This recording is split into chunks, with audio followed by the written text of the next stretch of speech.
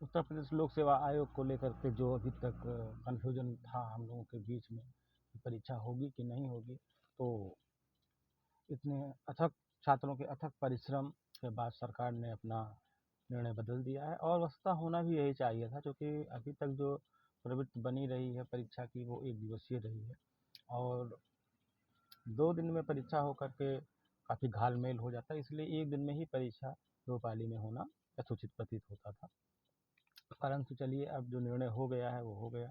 अब इस वर्ष 2024 की प्रारंभिक परीक्षा दिसंबर में प्रस्तावित है।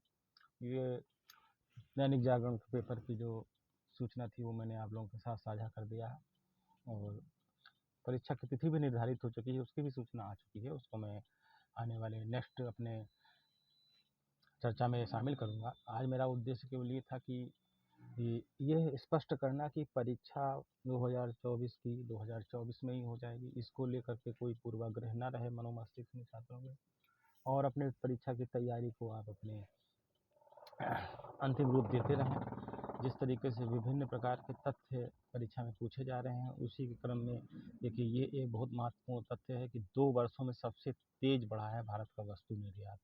अब इसमें कितने % बढ़ोतरी हुई, यह प्रारंभिक परीक्षा में पूछा जा सकता है, और पिछले महीने तक जो निर्यात हुआ था वो कितने अरब डॉलर रुपए का हुआ था, ये तो फैक्ट है।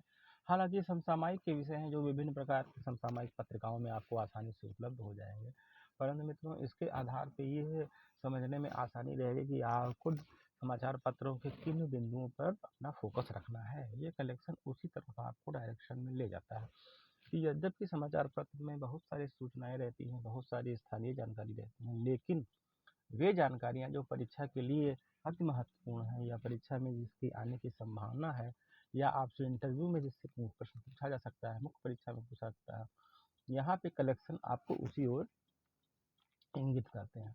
यह एक सूचना थी जिसमें 66.3 अरब डॉलर की वस्तुओं का आयात किया गया है पिछले महीने, और इसके संदर्भ में 34.02 अरब डॉलर की सेवाओं का निर्यात हुआ है।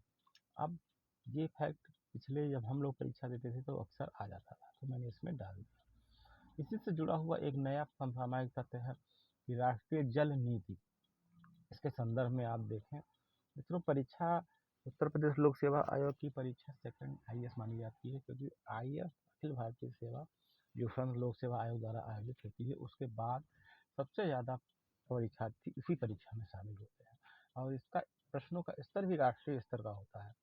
प्रश्न यद्यपि इस तरीके से होते हैं कि उत्तर प्रदेश के जो छात्र हैं ग्रामीण प्रश्न उनके उनके शैक्षिक स्तर को ध्यान में रखते हुए तैयार किया जाता है, परंतु फिर भी इधर कुछ वर्षों से प्रश्नों का स्वरूप काफ़ी बदला है।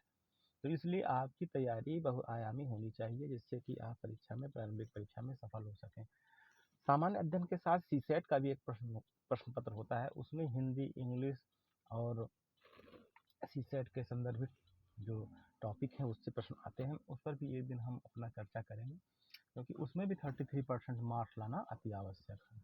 अब देखिए, प्रधानमंत्री श्री नरेंद्र मोदी को डोमिनिका का सर्वोच्च सम्मान मिला है, तो डोमिनिका कहाँ पर है ये भी देखिए, इसकी बस इसकी ज्योग्राफी मैप में क्या पोजीशन है वो जानिए, और किस एक देश ने दीपावली मनाई, ये भी प्रश्न पहले आता था, अभी भी आ सकता है कभी भी। और जीडीपी में अगले वर्ष जापान को पीछे छोड़ देगा भारत। 2030 तक हर वर्ष 27% बढ़ेगी बुजुर्गों की। ये एक लेख भी मैंने इसमें डाला है। यूपी टूरिज्म पर एक ये सारी सूचना आपको समसामयिक की जो मैगजीन है उसमें आसानी से मिलेगा, परंतु यहाँ कलेक्शन मैंने कर दिया है। उस तरीके से वर्ष 2024 की प्रारंभिक परीक्षा का तिथि निर्धारण हो चुका है। दिसंबर माह में प्रारंभिक परीक्षा प्रस्तावित है, और अब बचे हुए समय में आप पुराने प्रश्नों को दोहराएं, देखें कहाँ से प्रश्न आया है, समसामयिक प्रश्नों को देखें, जनसंख्या, नगरीकरण, और उसके साथ साथ उत्तर प्रदेश विशेष के भी तथ्यों पर अध्ययन करने का प्रयास करें मित्रों। इसी के साथ मैं इसको यहाँ पर विराम देता हूँ। नमस्कार।